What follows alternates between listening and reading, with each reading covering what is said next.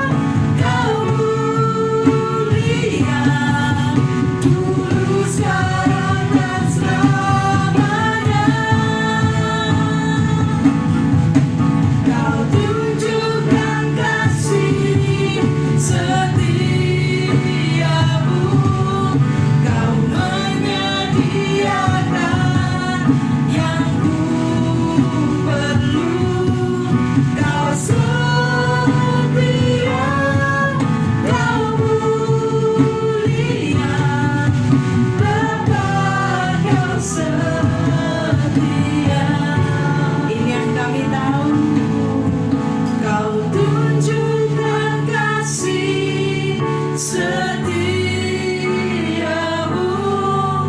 kau menyediakan yang ku perlu. Kau setia, kau mulia, dulu, sekarang, dan selamanya. Ya Tuhan, kau tunjukkan kasih setiamu, kau menyediakan yang ku perlu. Kau setia, kau mulia, Bapa, kau setia. Sekali lagi, nyatakan kau tunjukkan kasih setiamu, kau menyediakan yang ku perlu. Kau setia, kau mulia, dulu, sekarang, dan selamanya. Kau tunjukkan kasih setiamu, kau menyediakan yang ku perlu. Kau setia, kau mulia, Bapa, kau setia. Kami akui kau setia, kau mulia, kau setia, kau mulia, kau setia, kau mulia, Bapa, kau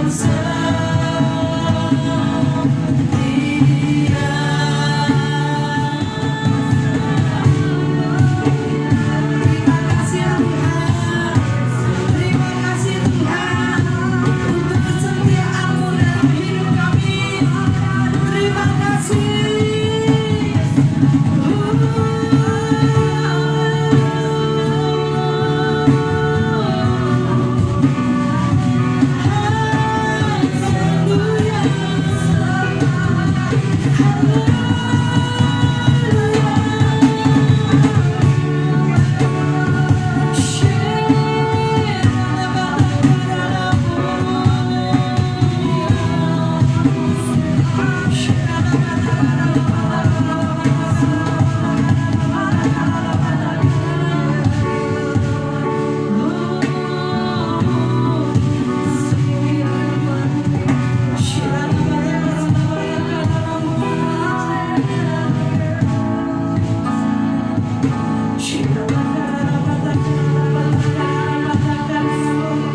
Mari bawa hati kita di hadapan Tuhan.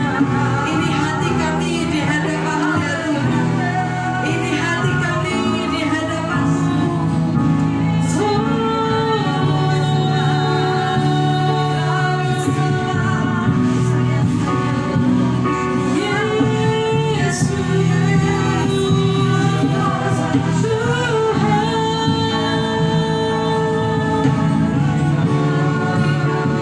Ini waktunya kita berseru-seru di hadapan Tuhan, Bapak Ibu Saudara. Ini waktunya, ini waktunya, ini waktunya. Mari ungkapkan isi hati kita kepada Tuhan. Ujilah aku, selidiki batinku.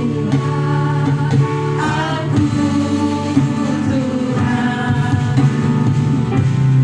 cobalah aku Tuhan, selidiki batinku dan hatiku. Mataku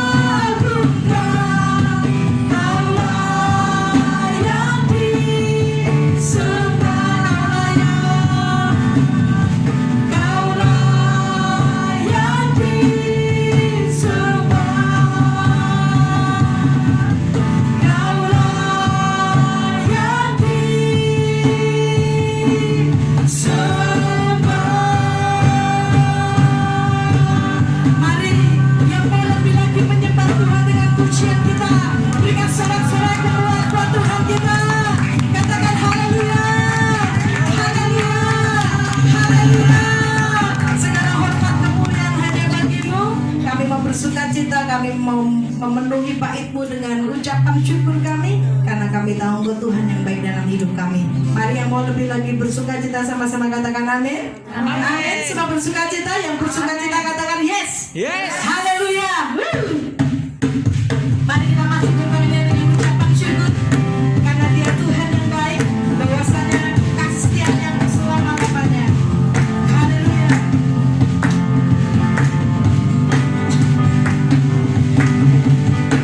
Syukur banyak bersyukur dengan penuh pujian, bersuka di hadiratnya, nyanyi bersama agung namanya, puja kebelasan kadalah, musik dan tarian, semua makhluk di bumi di surga dengan senang hati angkat pujian. Katakan Tuhan baik,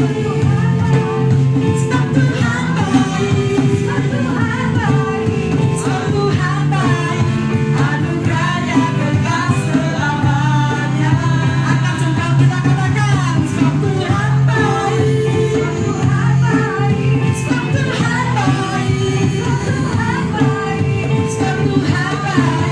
anugerahnya kekal selamanya.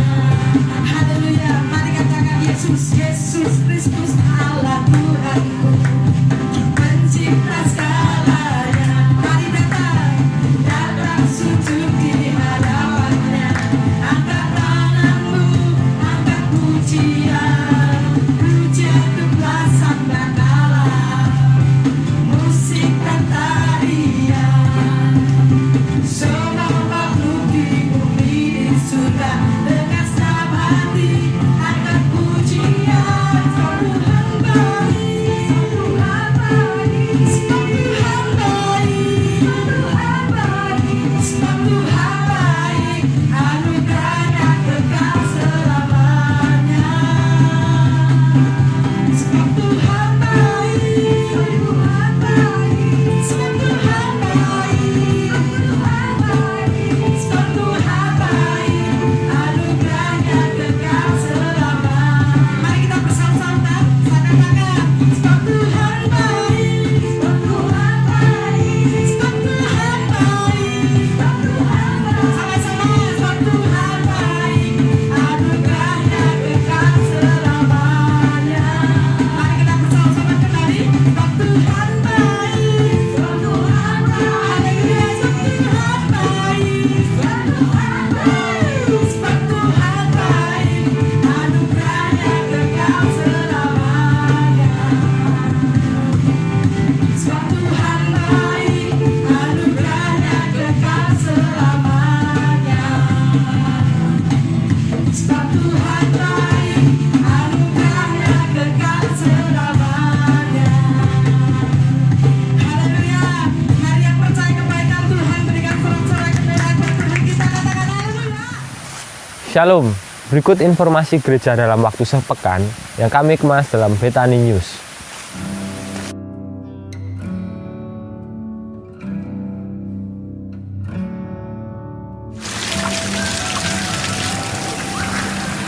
Kami mengundang para pendoa untuk berdoa dan berjaga-jaga bersama kami di dalam menara doa pada hari Selasa sampai hari Sabtu pukul 10 sampai 12 dan 13 sampai 15 waktu Indonesia Barat. FH Group 3000, rumah doa, rumah musisatru, dan rumah kabar baik. Luangkan waktu untuk fellowship dengan tujuan membangun kesatuan inti, tumbuh bersama, dan memenangkan jiwa. Dapatkan informasi FA di Warta Jemaat Mingguan atau dengan menghubungi Sekretariat Gereja. Sekolah Orientasi Melayani, sebuah media untuk mendapatkan pengetahuan lebih dalam akan kebenaran firman Tuhan. Diadakan setiap Kamis pukul 18 waktu Indonesia Barat. Bagi para jemaat dan pelayan yang melayani pada ibadah raya Minggu, jangan lewatkan doa Pondok Daud pada hari Jumat pukul 18 waktu Indonesia Barat. Bagi segenap pendoa, mari kita dukung misi gereja melalui doa pergerakan misi setiap hari Sabtu pukul 11 waktu Indonesia Barat.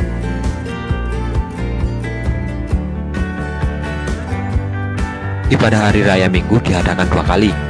Ibadah raya pagi pukul 8 waktu Indonesia Barat disertai dengan ibadah tunas remaja dan Golden Kids. Ibadah sore pukul 18 waktu Indonesia Barat disertai dengan ibadah Golden Kids. Bagi Bapak, Ibu, dan Saudara yang berhalangan hadir beribadah di hari Minggu, kami menyediakan ibadah secara streaming pada hari Senin pukul 18 waktu Indonesia Barat. Link streaming akan dibagikan dalam WhatsApp grup Bethany Fellowship. Untuk mendapatkan perjamuan kudus, kami persilahkan menghubungi sekretariat gereja. Gerbang Indah Ministry adalah sebuah pelayanan beasiswa bagi putra-putri hamba Tuhan terutama di pedesaan. Mari ambil kesempatan dalam pelayanan ini.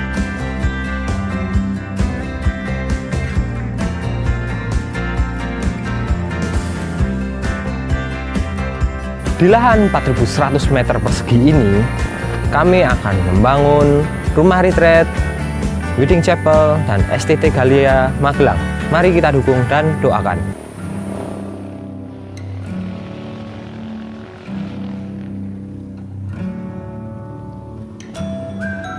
Sekolah Tinggi Teologi Galilea Magelang membuka pendaftaran mahasiswa baru.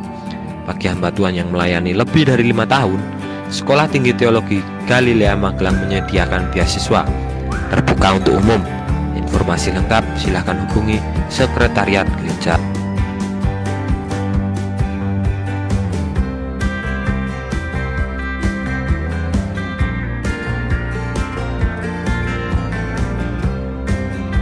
Bagi Bapak, Ibu, dan Saudara yang akan memberikan persembahan, disediakan amplop dan kotak persembahan di lantai 1. Tersedia juga kode QR di atas kotak persembahan dan di dalam warta jemaat untuk metode elektronik.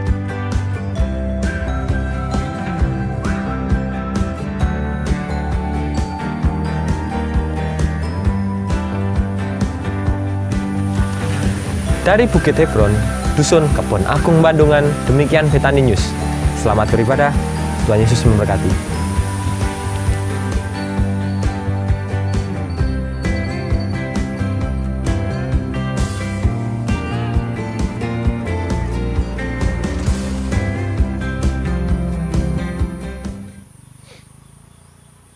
Saya berangkat dari Tiongkok waktu umur 16.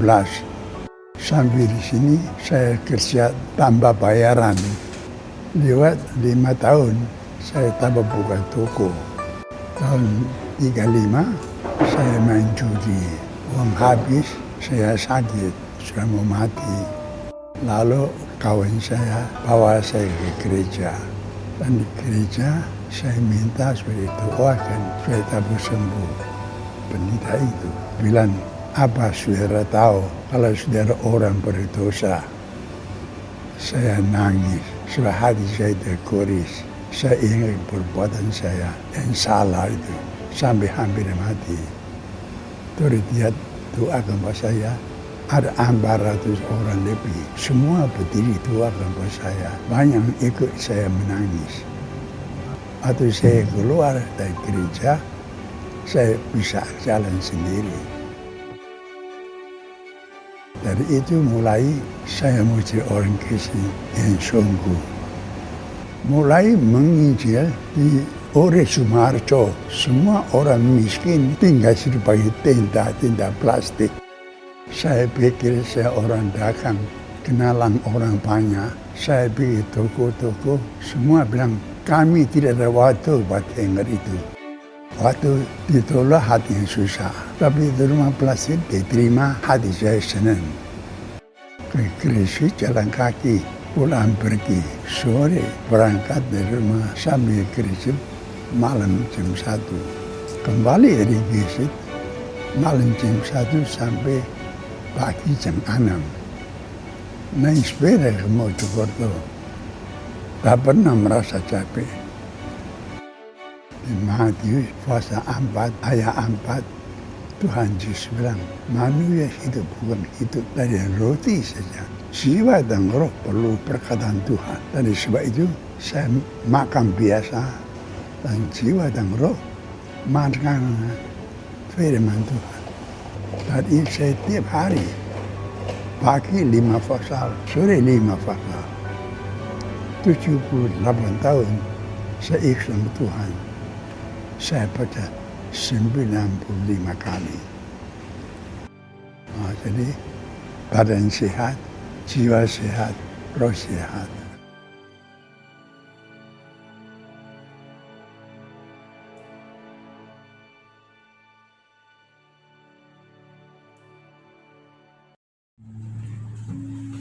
Puji Tuhan. Mari kita siapkan hati untuk kita mendengar firman Tuhan. Karena kita baru saja mendengar kesaksian bahwa firman Tuhan itu membuat tubuh kita sehat, jiwa kita sehat. Amin. Ini kami bencana-bencanamu di hadapan-Mu ya Tuhan. Bentuk kami sesuai apa yang Kau mau. Keputusan kami mau setia sampai kepada akhir hidup kami. Karena kami tahu Kau memanggil kami untuk menyatakan kemuliaan-Mu dalam hidup kami. Ini kami ya Tuhan.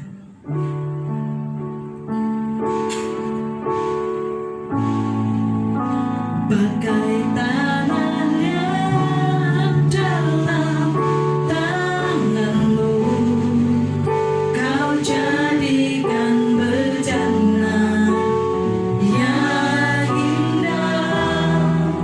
Demikian aku dalam tangan-Mu. Ku sungguh berharga di mata-Mu, bagai tanah yang dalam tangan-Mu. Kau jadikan bejana yang indah. Demikian aku dalam tangan-Mu.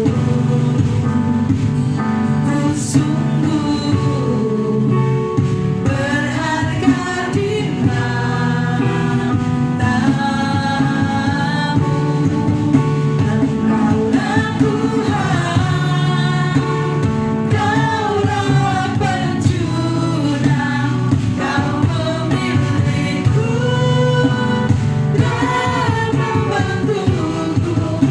Kau buatku hidup di hadapan-Mu untuk nyatakan kemuliaan-Mu.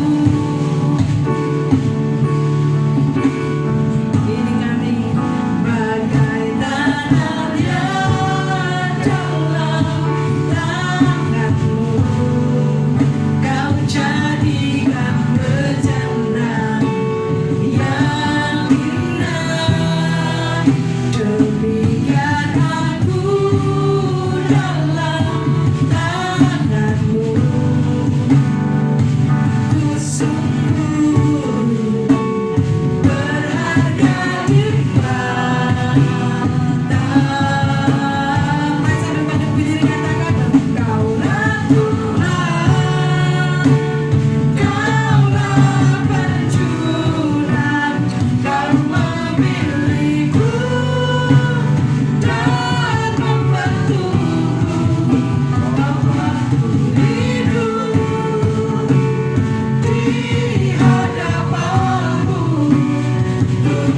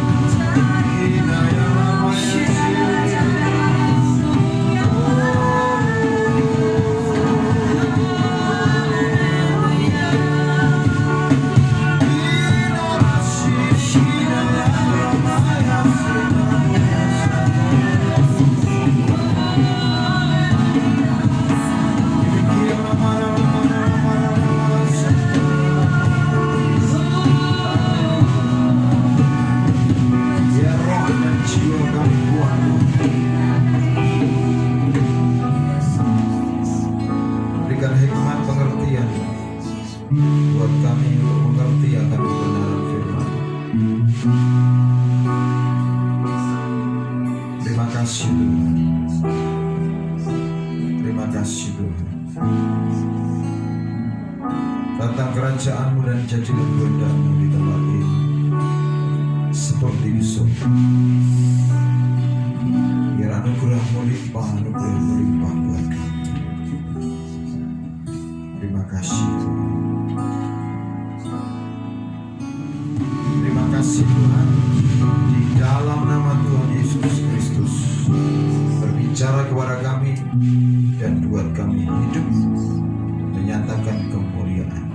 Haleluya. Amin. Silakan duduk saudara. Dengan tema apa? Saksi yang setia. Siapa sih saksi yang setia, saudara? Ya, kita akan belajar. Saudara, kota Laodikia ini berada di persimpangan antara Hierapolis kemudian Philadelphia.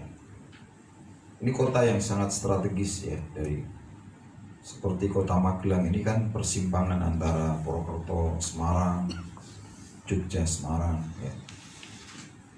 Jadi kota yang strategis, saudara. Dan kota ini adalah kota industri. Memang sebelumnya ini adalah penduduknya dan orang-orang Kristen awal itu adalah seorang gembala kambing domba. Tetapi ketika kota itu menjadi makmur, ada pabrik ya, karena adanya pabrik wol, pabrik karpet, jemaatnya jadi makmur, saudara. Tapi ketika makmur, mereka lupa sama Tuhan. Dan dikatakan hidup mereka menjadi suam-suam kuku. Jadi kota Laodikia ini didirikan oleh Antiochus II yang didedikasikan buat istrinya yang bernama Laodiki ya. Laodika.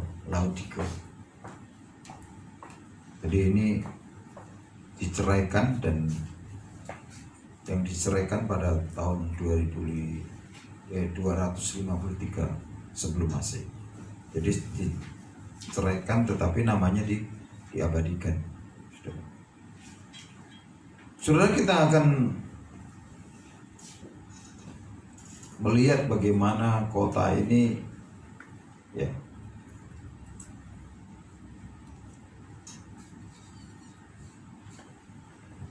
dikatakan makmur karena dia tidak menerima bantuan dari Roma. Dia bisa mandiri ya.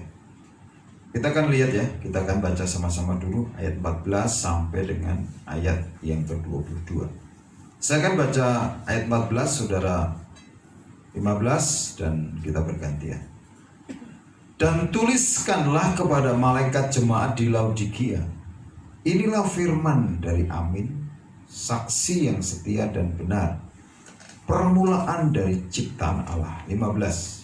Aku tahu segala pekerjaanmu, engkau tidak dingin dan tidak panas. Alangkah baiknya jika engkau dingin atau panas. Jadi karena engkau suam-suam kuku dan tidak dingin atau panas, aku akan memuntahkan engkau dari mulutku.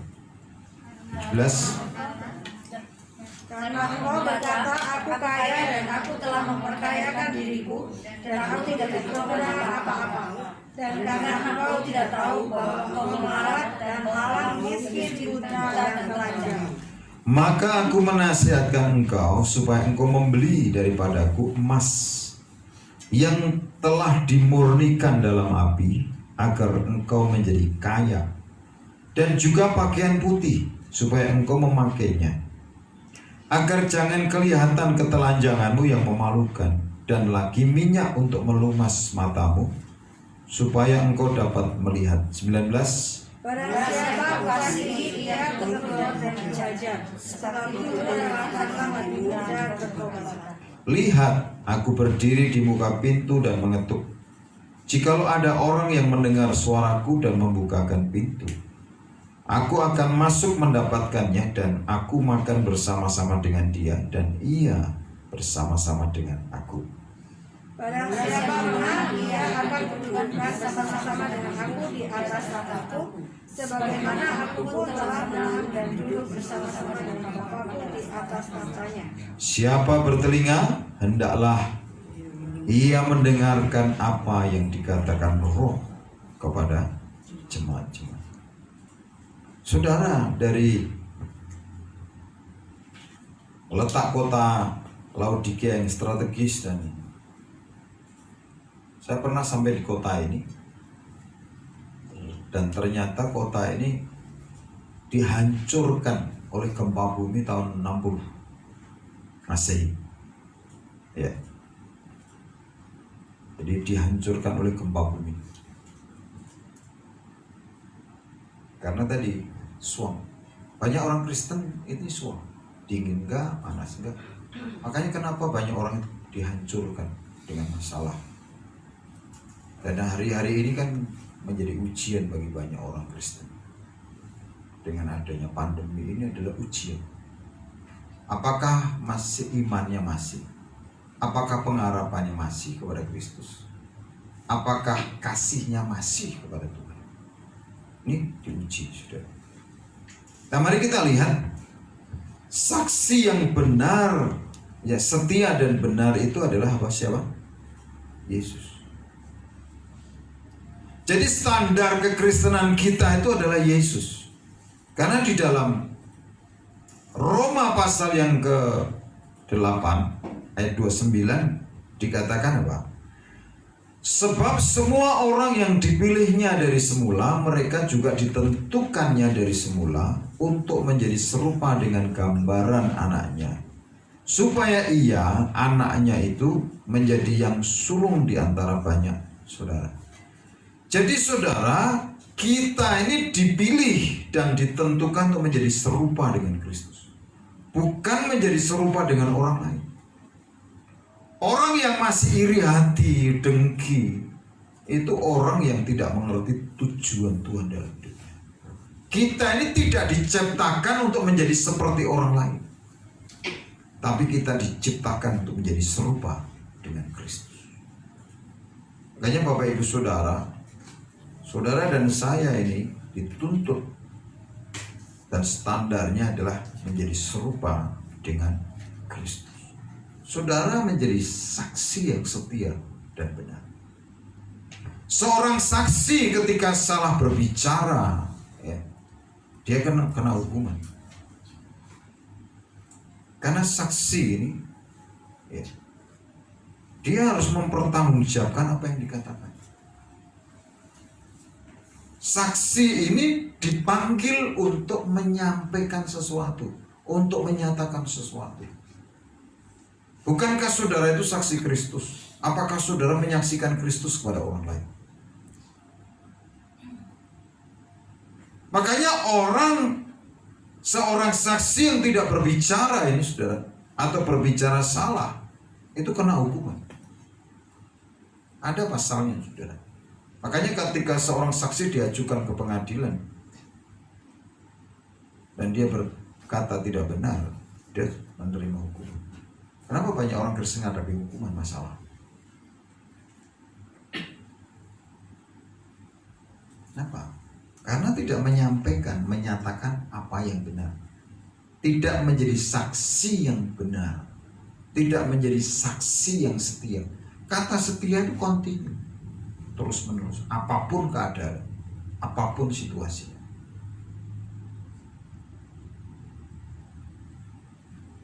Ini saudara. Jadi kalau saudara tidak menjalankan sebagai saksi Kristus, saudara ini salah di hadapan Tuhan. Bahkan Rasul Paulus menuliskan baik atau tidak baik waktunya, Injil itu diberitahu. Baik atau tidak baik waktunya, terserah saudara mau tidak melakukan atau melakukan, tapi konsekuensi seorang saksi itu ada hukumnya, saudara. Dan saudara, Di ayat yang pertama ini dikatakan saksi yang setia dan benar, permulaan dari ciptaan Allah. Ini seringkali kata permulaan dari ciptaan Allah itu menjadi saksi, menjadi senjata dari saksi Yehova untuk mengatakan bahwa Yesus itu bukan Tuhan. Kalau membaca hanya terjemahan perjanjian baru, karena ini berarti Yesus itu ciptaan. Makanya saudara, kalau saudara ini membaca itu baca di terjemahan yang lain. Ada terjemahan yang terjemahan TSI. Dikatakan begini, tuliskanlah ini kepada pelayan Tuhan yang mewakili jemaat di Laodikia. Jadi malaikat jemaat itu pelayan Tuhan. Pelayan malaikat itu kan disuruh, diperintah jalan, disuruh. Nah ini pelayan itu seperti itu, karena malaikat jemaat itu pelayan Tuhan yang mewakili jemaat di Laodikia. Inilah pesan dari aku yang juga disebut yang amin. Maksudku, akulah saksi yang sangat layak dipercaya, yang sudah mengajar yang benar tentang Bapakku. Melalui akulah Bapakku menciptakan segala sesuatu. Jadi di terjemahan ini dikatakan melalui akulah Bapakku menciptakan segala sesuatu. Di dalam perjanjian baru dikatakan permulaan dari ciptaan Allah. Jadi jauh dari terjemahannya, maknanya akan berbeda. Makanya banyak orang akhirnya tidak bisa menghadapi saksi Yehova. Karena apa? Tidak sehat. Rohnya nggak sehat, jiwanya tidak sehat. Kalau sudah ingin sehat, baca Alkitab setiap hari. Jiwa sehat, rohnya sehat, jiwanya sehat. Banyak orang tubuhnya nggak sehat, jiwanya nggak sehat, rohnya kocar-kacir. Selalu dimulai dari rohnya. Kalau rohnya sehat, jiwanya sehat. Orang jiwanya nggak sehat, rohnya nggak sehat, dan dampaknya adalah di tubuhnya nggak sehat. Makanya kita harus membaca kita. Mari kita perhatikan, saudara, kondisi keadaan jemaat di Laodikia. Ya, dari mana kita tahu? Dari saksi yang benar dari Kristus. Seorang saksi ini tahu. Di ayat yang ke-15 dikatakan, aku tahu segala pekerjaan. Jadi saudara, seorang saksi itu tahu, bukan katanya. Jadi jangan berbicara kalau tidak melihat dan tidak mendengar langsung. Tapi ini katanya. Tahu. Tuhan berkata, aku tahu segala pekerjaanmu. Makanya kan seseorang itu kan, untuk mengetahui seseorang, cara berpikir seseorang itu diketahui dari pekerjaan. Nah, kalau tanya, Pak atau Ibu kerjanya apa? Oh, saya ini pengangguran. No. Nah, pengangguran. Kalau ada orang kerjanya apa? Saya selalu kalau dengan orang, ketemu orang sebelah bertanya. Dia berkata, kan dari pekerjaan seseorang itu kita tahu isi otak seseorang, cara berpikir seseorang. Kalau dia seorang aparat negara, berbeda cara berpikirnya kalau dia seorang pegawai. Berbeda kalau dia seorang pengusaha. Seorang pegawai, ya, itu mikirnya hanya 1 bulan. Kenapa? Karena bulan muda, tanggal muda sudah selesai. Makanya kalau tanggal tua kan wajahnya, ya, bisa dilihat. Ini wajah tanggal muda atau wajah tanggal tua. Tapi ada orang wajahnya tanggal tua terus. Ya. Tapi kalau seorang pengusaha itu mikirnya 1 tahun. 1 tahun, lebih panjang. Pikirnya panjang. Kalau dia melakukan hari ini, dia bukan 1 bulan. Tapi kalau seorang pekerja harian mikirnya sehari makan sudah selesai. Jadi dari pekerjaannya itu, makanya saudara kalau terbiasa kerja dan tidak menyelesaikan, itu kan ketahuan. Dari mana? Melihat karakter seseorang, dari apa yang dikerjakan. Makanya ketaatan itu kan kemarin minggu kita belajar, yaitu mendengar, melakukan, dan menyelesaikan. Orang yang tidak terbiasa menyelesaikan pekerjaannya, makanya nemu, oh model ini pemalas, oh ini orang malas, oh ini giat, itu dari pekerjaan. Oh ini sungguh-sungguh, ini gak sungguh-sungguh. Dari apa yang dikerjakan. Saya itu bisa melihat orang itu dari ngepel lantai aja tuh. Oh ini malas. Dari apa yang dikerjakan.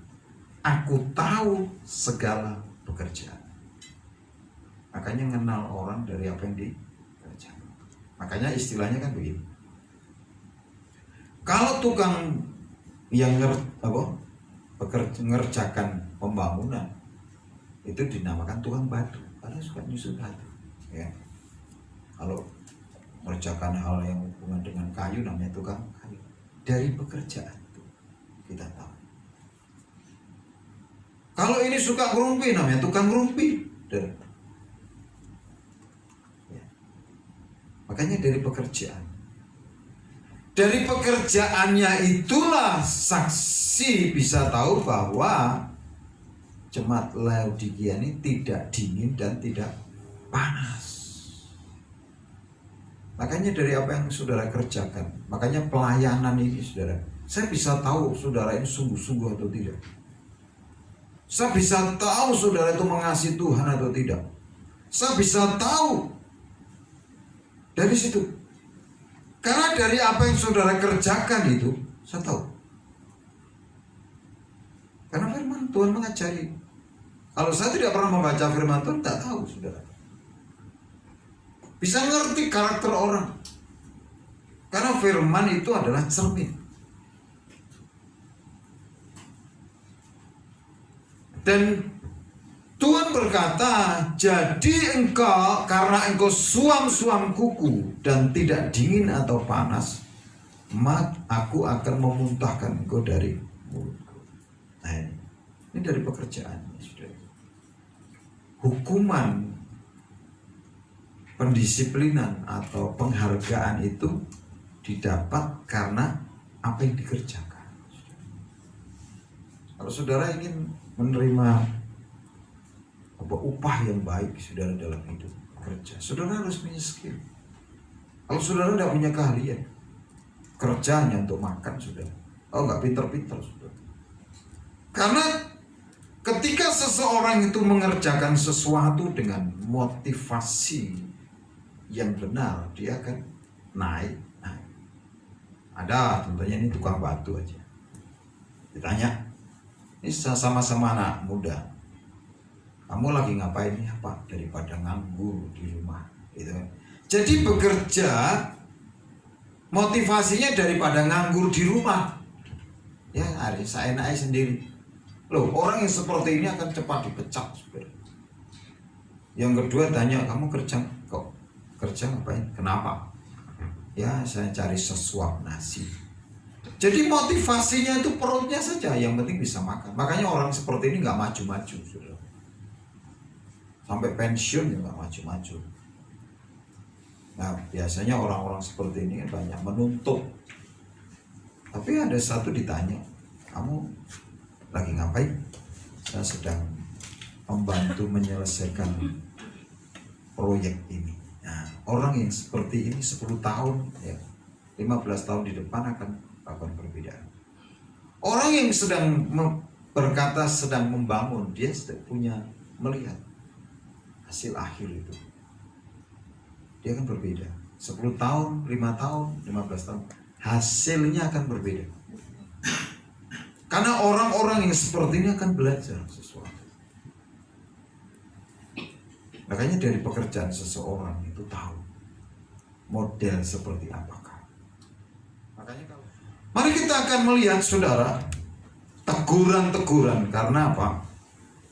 Teguran ini karena mereka salah persepsi. Apa yang dia percayai, apa yang dia pikir berbeda dengan apa yang Tuhan tahu tentang dia. Makanya kan perbedaan persepsi ini kalau tidak selesai selama-lamanya ya saudara tidak pernah akan on the track. Tidak pernah on the track. Selalu nih tak pikir, selalu salah kan? Nah, tak pikir begini kok. Nah, selalu salah. Kesalahan itu karena perbedaan apa yang dipikirkan, saudara. Kita perhatikan di ayat yang ke-17. Karena engkau berkata, aku kaya dan aku telah memperkayakan diriku dan aku tidak kekurangan apa-apa. Nah ini kan kebenaran diri sendiri. Banyak ini jemaat di Laodikia kan dia berpikir dirinya kaya, berpikir dirinya tidak kekurangan apa-apa.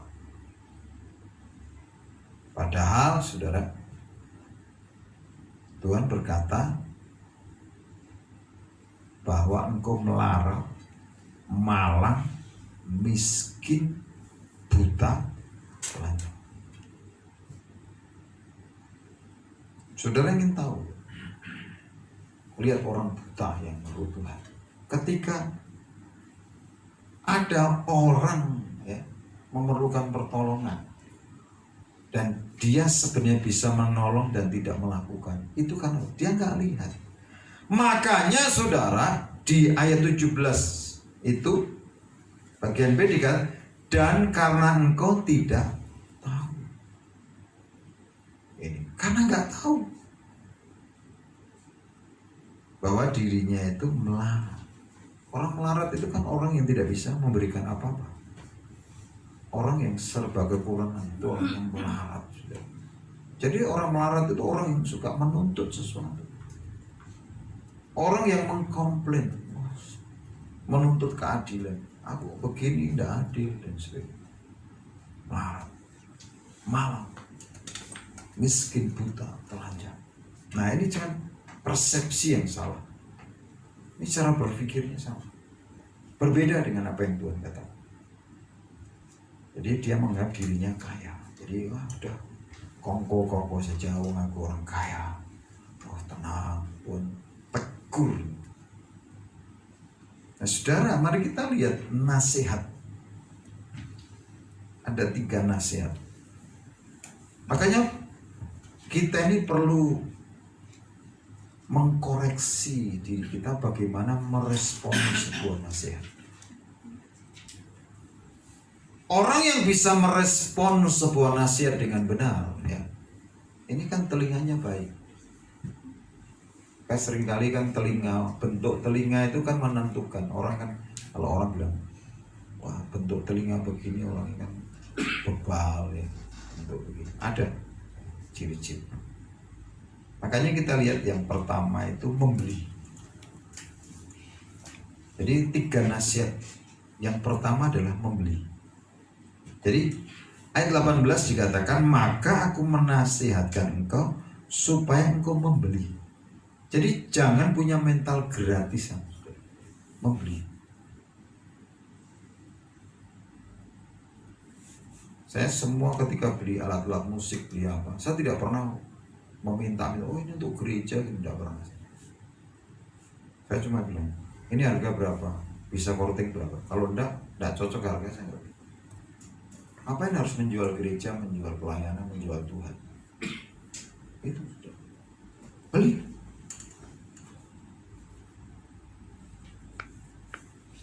Di sini dikatakan apa? Ya, supaya engkau membeli daripadaku emas yang telah dimurnikan dalam api. Maka Tuhan Yesus menasihatkan, ikat persahabatan dengan mempergunakan mamon. Jadi kita mengikat sebuah persahabatan, bukan kita minta digratisi terus. Kemudian di depan perjanjian lama dikatakan, oh, belilah kebenaran dan jangan menjual. Kebenarannya harus dibeli, harus diperjuangkan. Ada harga yang harus dibayar. Kalau saudara ingin hidup ini, saudara berhasil, saudara dengar firman, lakukan apapun tantangannya, selesaikan. Kalau saudara sudah punya komitmen, saudara mudah dibelokkan, saudara tidak akan belajar sesuatu. Apapun yang terjadi, entah hujan badai, entah gempa bumi, berjalan. Begitu, itu belajar konsisten. Kalau kita ini tidak menghargai apa yang kita putuskan, siapa yang mau menghargai? Orang gampang diatur oleh keadaan, atur situasi, dan ujung-ujungnya adalah berdalih, mendirikan kebenarannya sendiri. Nah, orang-orang seperti ini tidak akan mungkin dipercaya, karena Tuhan akan mempercayakan kepada orang-orang yang ternyata bisa dipercaya. Makanya penting. Emas ini apa sih, saudara? Ini yang namanya apa? Rema, saudara. Ini sesuatu yang rohani,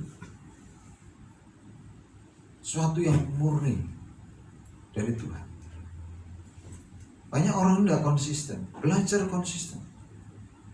Ketika diberi tanggung jawab itu, saudara, dikerjakan sampai selesai. Jangan hanya bisa mengatakan ya tetapi tidak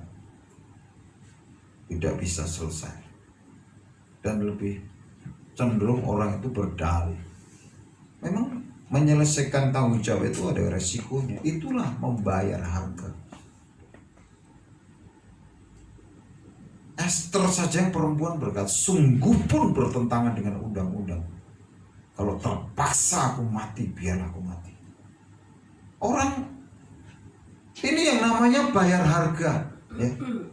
Membeli emas yang dimurnikan. Esther perempuan. Tapi apakah dia mati? Enggak. Karena Tuhan Yesus berkata, barang siapa rela kehilangan nyawanya, dia akan dapatkan. Tetapi orang yang takut kehilangan nyawanya, dia akan kehilangan.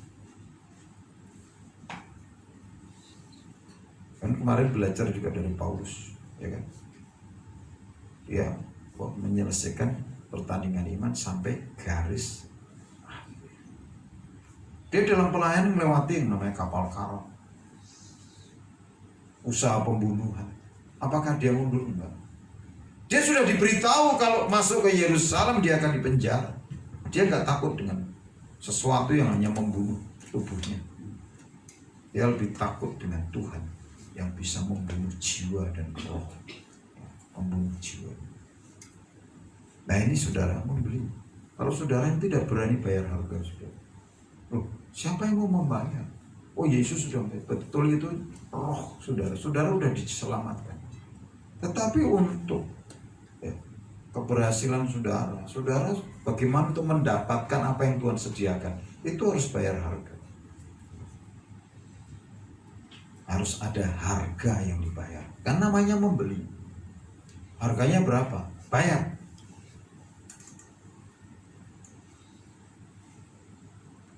Tiba-tiba tidak punya uang, padahal sudah janji. Waduh, gimana ya? Apa yang ada dijual? Yang kedua, membeli apa? Pakaian putih. Karena di sini dikatakan dan juga pakaian putih supaya engkau memakai, agar jangan kelihatan ketelanjanganmu yang memalukan. Pakaian putih. Ini bicara tentang kekudusan. Kalau saudara ini tidak pernah berusaha untuk bayar harga, oh saudara gak akan hidup kudus. Karena hidup kudus ini akan dimulai dengan berkata tidak terhadap dosa. Kayak yang membedakan orang itu kan prioritas. Kalau saudara tidak bisa memprioritaskan Tuhan lebih dari semuanya, saudara tidak bisa hidup kudus. Makanya pentingnya bisa berkata tidak. Makanya Yesus mengajarkan kan, itu radikal sekali.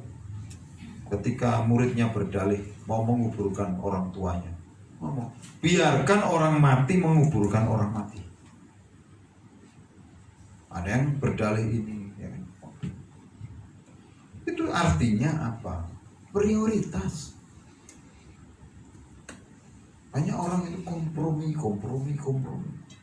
Gak bisa, saudara. Karena berpakaian kekudusan itu mutlak untuk kita ini bisa berjumpa dengan Tuhan. Tanpa kekudusan orang tidak akan melihat Tuhan. Makanya apa? Membeli. Ada harga yang harus dibayar.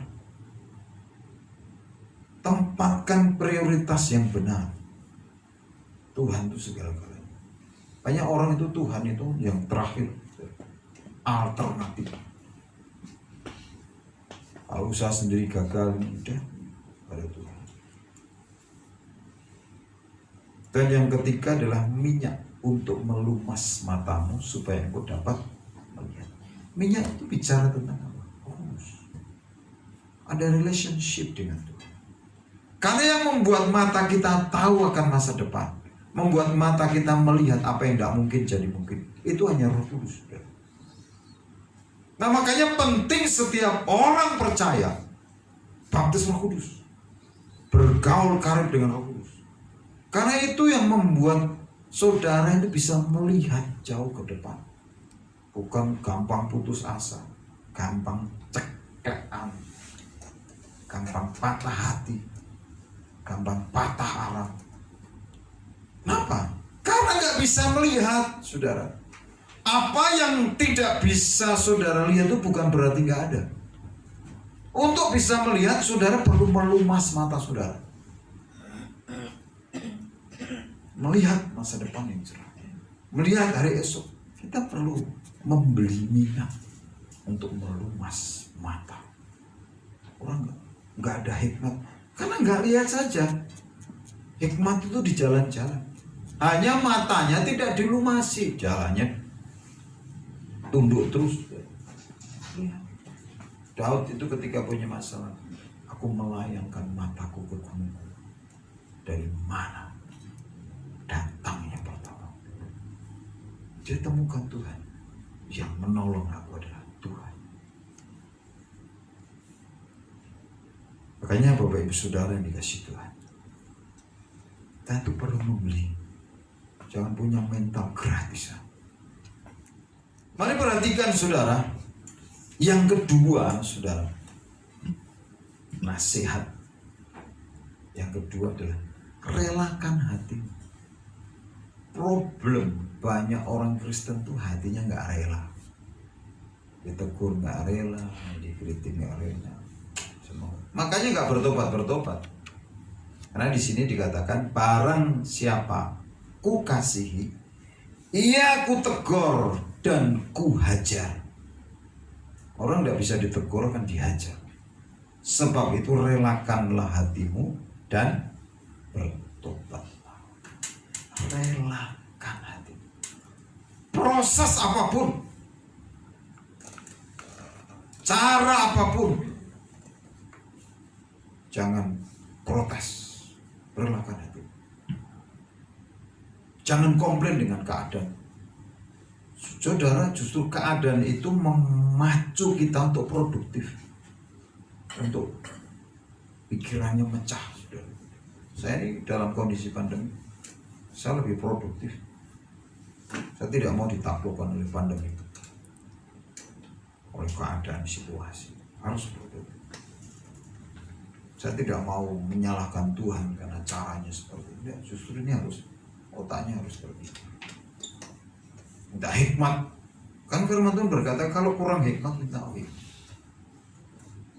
Jadi minta hikmat saja.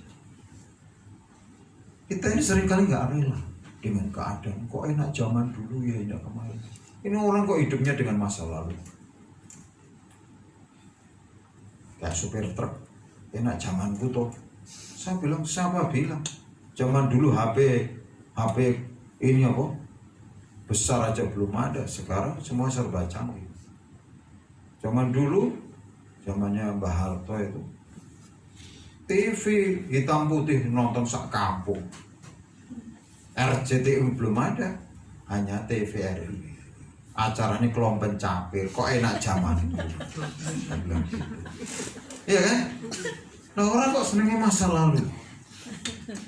Saudara, karena di daerah tempat saya yang punya TV itu hanya 2, tempat saya sama tempat tetangga saya. Jadi kalau ketoprak itu wah, antri saudara. Nah, zaman dulu kan orang-orang beli punya TV itu wah jarang-jarang. Padahal dulu itu kan 14 in. Tempat saya itu punya 17 in saja, yang rubung banyak sekali sudah. Sekarang ini TV ini 30 in nggak ada yang nonton di bawah sudah. 32 in gitu. Ya. Terus akhirnya telah 17, 21 zaman dulu. Enak gimana? Kalau mau nyetel TV saya harus nyetrum aki sudah. Jauh 9 kilo. Punya aki besar-besar 2 saudara. Makanya kalau akinya habis itu sudah, waduh saya ini paling repot ngangkat aki. Sekarang kan tinggal kok enak zamanku. Ya enak sekarang. Kayaknya saudara jangan tengok ke belakang, nanti jadi tiang karang. Jadi relakan hati. Kan banyak orang itu kan nggak rela. Caranya kok seperti ini tuh. Ya memang ini caranya. Jangan saudara itu ngatur caranya tuh. Hanya bagian saudara dan saya itu apa? Mau dihajar, mau ditegur dengan keras. Rasul Petrus pernah dipermalukan di depan umum sama Paulus. Apa? Kamu munafik. Ini level rasul aja ditegur di muka umum. Apa? Waktu belum datang orang-orang Yahudi, kamu dengan orang-orang tak bersunat enjoy saja. Tapi begitu dengan orang Yahudi datang, kamu berlaku munafik. Tegur sama Paulus di depan umum. Yesus pernah negur juga sama Petrus ketika dia menarik Yesus ke samping supaya Yesus tidak disalibkan. Dia bilang, anak iblis kamu keluar. Jadi saudara jangan memprotes cara. Yang terpenting adalah respon saudara. Bagaimana meresponi? Relakan hati. Dan yang ketiga itu buka hati. Buka pintu hati. Karena di dalam ayat yang ke-20 dikatakan, lihat, aku berdiri di muka pintu dan mengetuk. Jikalau ada orang yang mendengar suaraku dan membukakan pintu, aku akan masuk mendapatkannya. Dan aku makan bersama-sama dengan dia dan ia bersama-sama dengan aku. Kalau orang itu mau membukakan pintu, itu kan membukakan hati. Jadi saudara, mari respon nasihat yang ketiga itu apa? Bukakan pintu hati buat Tuhan setiap waktu, setiap saat, setiap keadaan, setiap situasi. Mari belajar untuk merespon itu hati. Kadang keras sekali hatinya, ini susah dibentuk, kayaknya membelenggu. Penting membuka hati, buka hati. Karena orang yang hatinya terbuka dengan Tuhan, itu gampang kok, diajak nyembah gampang, diajak melayani gampang, diajak baca firman gampang, serba gampang aja. Tidak membangun dalih. Makanya Bapak Ibu Saudara, malam ini kita belajar dari kota Laodikia.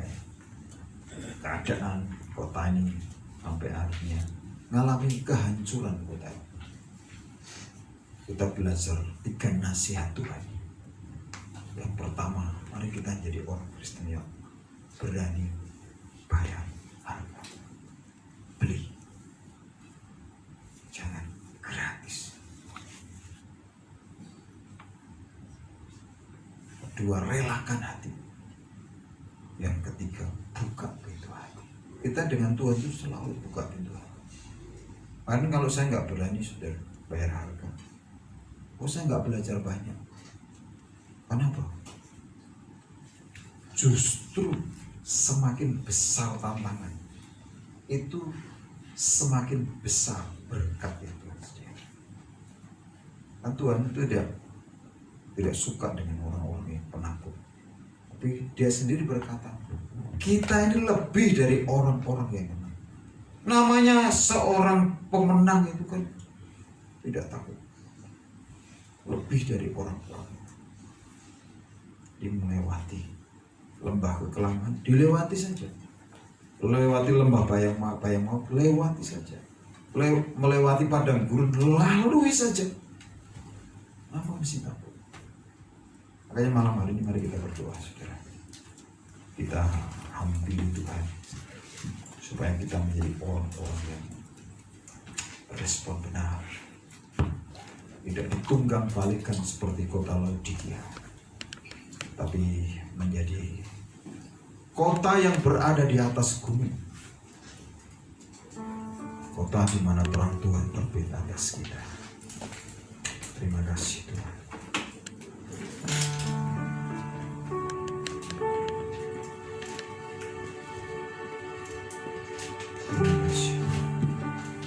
Bapa, Kau setia,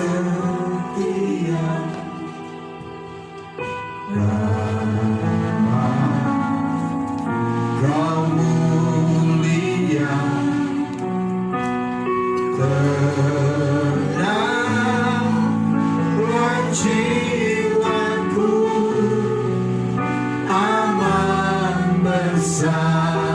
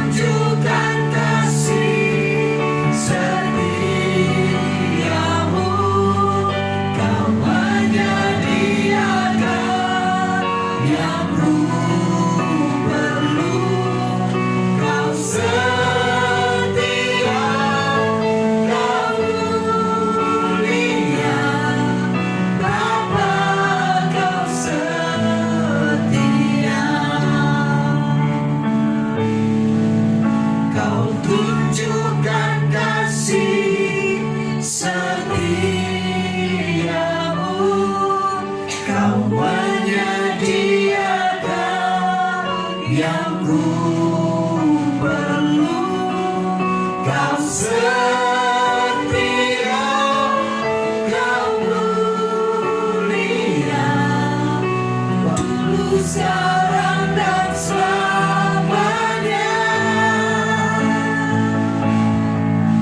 Kau tunjukkan kasih setiamu,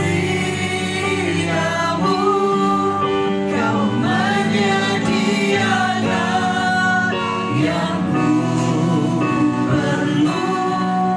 Kau setia, Kau mulia, Bapa, Kau setia. Saudara, problem bagi banyak orang Kristen itu tidak tahu bahwa dirinya melarang, tidak tahu bahwa dirinya malang, miskin, buta, dan telanjang. Ini problem. Ketika saya dan saudara menyadari keadaan ini, kita tidak pernah akan ada yang kita bisa banggakan di depan Tuhan. Kita akan hidup berserah dengan Tuhan. Tapi seringkali banyak orang tidak tahu bahwa dirinya melarat, bahwa dirinya miskin, bahwa dirinya malang, bahwa dirinya buta dan telanjang. Tapi biarlah malam hari ini saudara sadari keadaan saudara. Saudara temukan kemalangan saudara, temukan kemelaratan saudara, temukan kemiskinan saudara, dan temukan kebutaan dan ketelanjangan saudara. Mari datang kepada Tuhan. Bukan seperti orang-orang yang tidak merasa berdosa, orang-orang yang tidak merasa dirinya tidak ada apa-apa. Tapi mari datang kepada Tuhan dengan kesungguhan hati, dengan kesadaran kita ini perlu Tuhan. Banyak orang hanya memerlukan makan, minum, pakai, uang, atau berkat. Tapi Tuhan itu mau lebih dari itu. Dia mau hati saudara dan saya. Dia mau saudara dan saya itu berespon benar, memiliki hati yang rela ketika ditegur, ketika dihajar.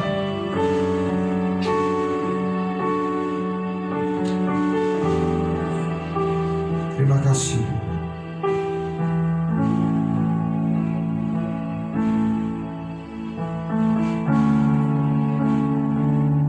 Mari Roh Kudus masuk kedalaman hati kami, sadarkan dan bawa kami bertobat sungguh-sungguh. Berikan kami hati yang rela, Tuhan. Ampuni kami selama ini akan kekerasan hati kami, ketidaktaatan kami, keteledoran kami, kedegilan hati kami. Ampuni ya Tuhan.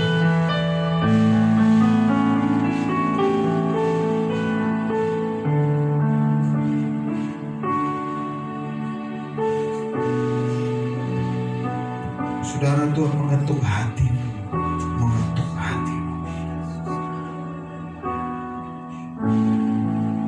Apakah kau mendengar suaranya hari ini? Apakah engkau punya hati untuk membukakan Tuhan? Karena Dia berkata, jikalau ada orang yang mendengar suaraku dan membukakan pintu, aku akan masuk mendapatkan, dan aku akan makan bersama-sama dengan dia, dan ia bersama-sama dengan aku.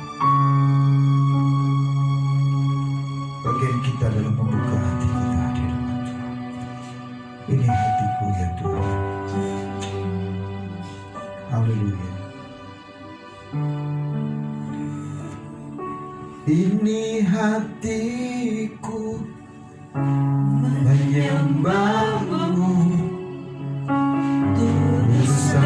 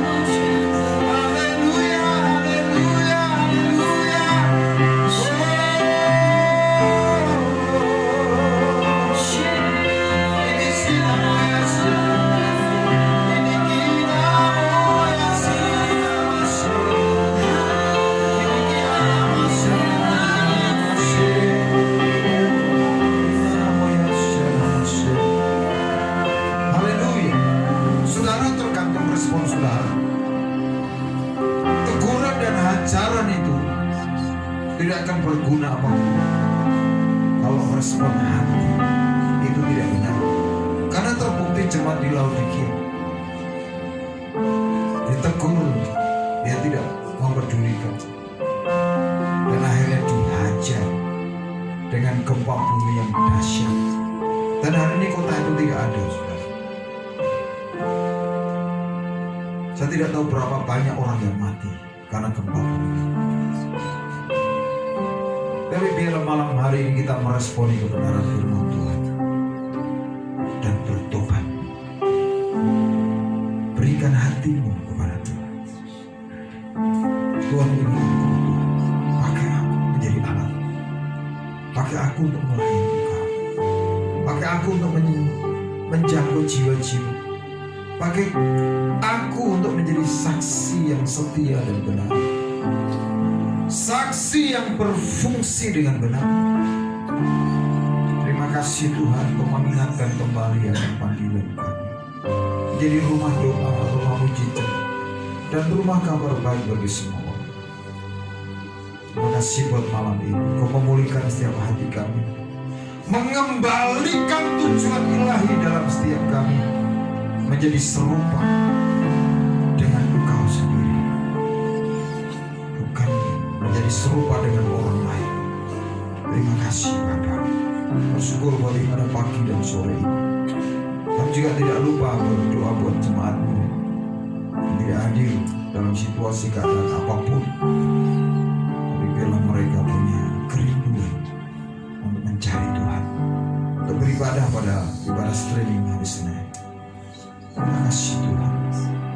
Dan sebelum kami kembali ke rumah kami masing-masing dan menjadi berkat, dan kami sebelum kami memberikan persembahan kami kepada Tuhan, berkati setiap kami.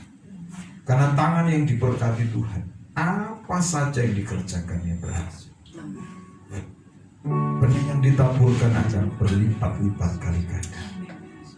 Bukan hanya 30, 60, tetapi 100 kali ganda. Mari Bapak Ibu Saudara angkat kedua belah tangan. Kalau engkau rindu diberkati Tuhan. Karena tangan yang diberkati itu menentukan hasil yang akan kau peroleh. Haleluya, haleluya. Dan sekarang sebelum pulang terimalah berkat, anugerah, damai sejahtera, dan sukacita yang berlimpah-limpah dari Bapa di surga.